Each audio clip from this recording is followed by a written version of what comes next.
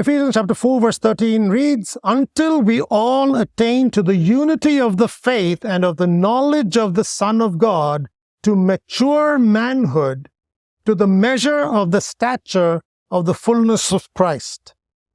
Now, in this verse, there are three aspects of maturity that I want to talk about.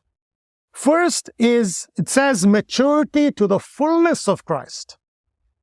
That is a Christ-like maturity. Honestly, that includes everything, doesn't it?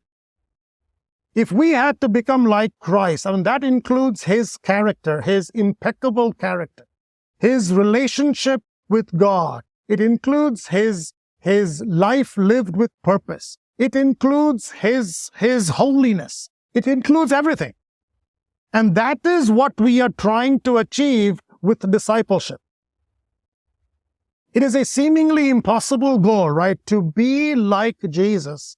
It is an impossible goal when we consider when we were saved and how long we've been saved and how much progress we've made. It seems like an impossible goal to reach the holiness and the character of Jesus. I met Mark and a few of our brothers here back when I was in Kansas City.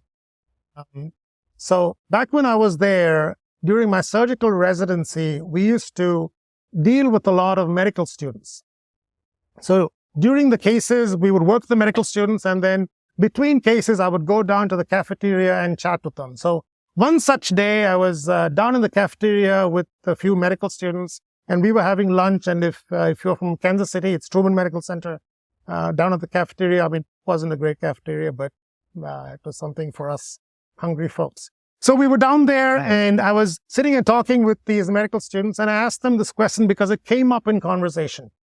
Who would you want as a role model for your kids? Who would you want as a role model for them? So they sat and talked amongst themselves. Now, in the medical school in Kansas City, 60% of them were Indians, okay? And so in my group, about 80% of the 8 or 9 people that were talking with me were Indians. And so I asked them this question, who would you want as a role model for your kids?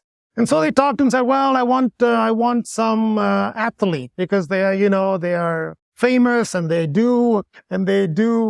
play football or basketball or whatever well. And I talked about it. I said, well, but their family life sometimes need not be great. Just because they are great on the field doesn't mean they're great parents or spouses. And so they said, okay, maybe a film actor, a movie star, some kind of celebrity. And then I said, well, we still don't know the background, how they are, their relationships are. Unfortunately, a lot of it is a mess. So that's not really what we want. So then they talked about it, and then 3 people from my side was a Hindu girl who piped up and said, how about Jesus Christ?